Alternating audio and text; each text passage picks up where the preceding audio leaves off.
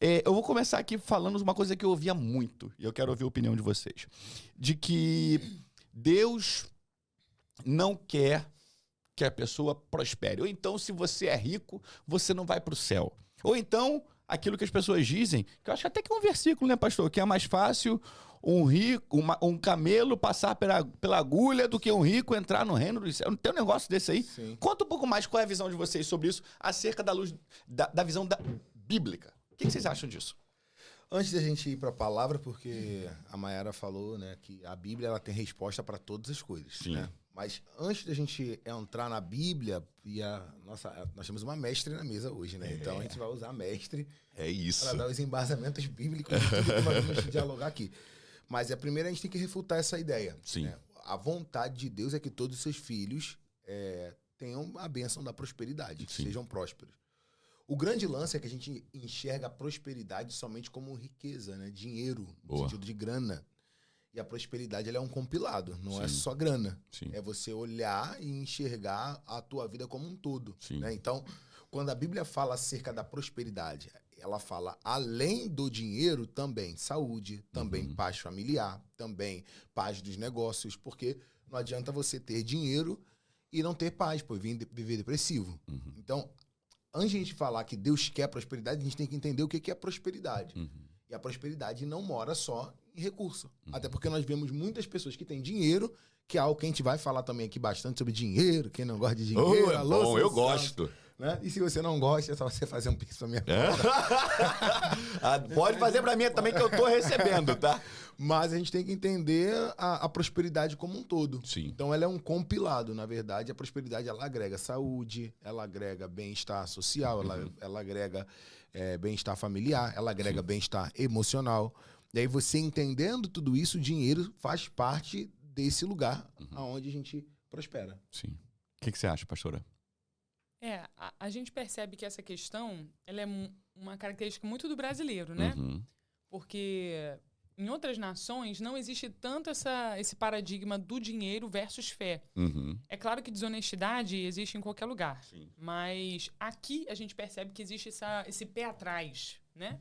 Esse pé atrás do brasileiro, como se falar de dinheiro aliado à fé, atrelado à fé, porque quando a gente fala muito sobre prosperidade bíblica, a gente fala sobre oferta, a gente fala sobre doação, a gente fala sobre coração liberal. Se a gente atrelar qualquer coisa à fé, não é difícil de que as pessoas acreditem. Por exemplo, se você está num leito de hospital, ou se você tem aqui um parente querido, eu digo assim para você, olha, o Senhor vai curar a sua mãe, o Senhor vai te curar. Ninguém tem dificuldade em acreditar. As pessoas recebem aquilo, as pessoas pedem oração por isso, mas se eu digo assim, olha, o Senhor vai te enriquecer, o Senhor vai te prosperar, o Senhor vai te colocar num lugar alto, as pessoas têm dificuldade de acreditar que Deus, ele possa operar isso, ou que Deus deseja operar isso, porque aparentemente, na visão de muitas pessoas, o crente ou a pessoa que acredita em Deus, ele tem que ser humilde, ele tem que ser no popular, pobre. Humilhado. E aí a gente percebe, inclusive, que essa palavra humilde é super mal utilizada. Sim. Porque o Senhor, Jesus, ele foi humilde. Mas o que é ser humilde? É alguém que cede com facilidade. É alguém que sabe se subordinar com facilidade. É alguém que sabe reconhecer o seu lugar. Nem a mais, nem a menos. Já sabe reconhecer o seu lugar, né? Não, isso não tem nada a ver com pobreza. Sim. Mas a gente, por ter todo essa ideia que, na verdade, é uma ideia errada, a gente bate muito forte em relação a isso. Eu até peguei aqui um texto bíblico para a gente falar sobre essa questão. Diga. Tá em 2 Coríntios, ela é mestre, capítulo... né? Ela é mestre. 2 Coríntios, capítulo 8, no versículo 9, o apóstolo Paulo está dizendo aqui à igreja de Corinto sobre a generosidade com que ele foi recebido, né? Ou seja, ofertaram sobre a vida de Paulo. Porque eu não sei se vocês sabem, gente, não tinha conta bancária, né? O ministério de Jesus foi sustentado por mulheres, inclusive, né? Para as feminais aí. Agora estamos chegando. Agora a gente chegou no ponto. Jesus, ele era um cara tão mente aberta e tão incrível, Sim, que ele, sendo homem judeu, no seu tempo, teve sim, seu ministério sustentado em grande parte por mulheres, né? Olha o que o texto vai dizer, o apóstolo Paulo. Pois conheceis a graça do nosso Senhor Jesus Cristo, que, sendo rico, tornou-se pobre por vossa causa, Aham. para que fosseis enriquecidos por sua pobreza. Uhum. Olha que interessante, né? Esse texto, então, ele está dizendo que Cristo, sendo rico, ou seja, Jesus não era pobre. Uhum. Uau. Sim. Aí a gente já mexe numa casa de marimbondo, né? Porque a gente gosta da ideia do Jesus pobre. A gente gosta do Jesus pobre porque, inclusive, o Jesus pobre, ele alimenta muito das nossas crentes militantes atuais. Eita, e não tem 10 minutos de podcast. E ela já lançou 2. Eu amo a minha pastora. Mas a verdade é que esse texto aqui está dizendo, olha, Jesus sendo rico, ele se tornou, por causa de vocês, Sim. ele se tornou pobre, para que vocês fossem enriquecidos. Tudo que Jesus queria que a gente se tornasse, ele se fez o contrário. Uhum. Uma coisa que eu quero fazer um adendo aqui é porque Jesus foi pobre por 9 meses só, né?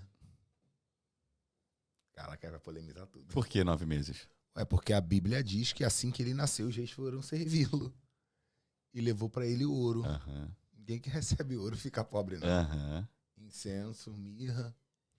A Bíblia não fala sobre 3 iguarias somente, né? Ele falou que foi iguarias. Uhum. Os reis levaram iguarias para Sim. ele. Então, o momento da pobreza de Jesus foi o momento que ele estava no ventre ali, que é onde Maria ainda era pobre. Aham. Depois, quando ele nasceu, Já não. já não. Aham. E Jesus ele foi tão próspero, fazendo até um adendo aqui, que o ministério dele, além de ter essas ofertas que ele foi sustentado, ele começou mantendo 12 homens ali. Esse cara não tinha nada, né? Uhum. Tendo um Empresário de tesoureiro que o sucesso. roubava, É. né? Tem isso Porque também. aí ainda assim o seu ministério prosperou. Esse texto, quando ele diz sobre por vossa causa, né, ele está falando sobre o momento em que Jesus tomou sobre si as nossas dores, as nossas mazelas. Quando Jesus se fez pobre, porque ele teve que se fazer. Quando você se faz, né? Eu me fiz de louco, isso é porque eu não sou. Eu me fiz de doido, porque eu não sou. Jesus se fez de pobre, ou seja, e Jesus não era. Quando ele se fez de pobre, quando ele assumiu o nosso lugar na cruz. E por que ele fez isso? Para que nós tivéssemos plenitude de vida em vida. Então a gente não vai andar nas ruas de ouro na eternidade e viver uma vida de miséria aqui. Uhum. Só que aí é muito complicado isso, porque é muito mais fácil vender para as pessoas o conhecimento bíblico de que é assim que Jesus quer a gente. Aham. Porque quando as... É um cabristo? Sim. Sim.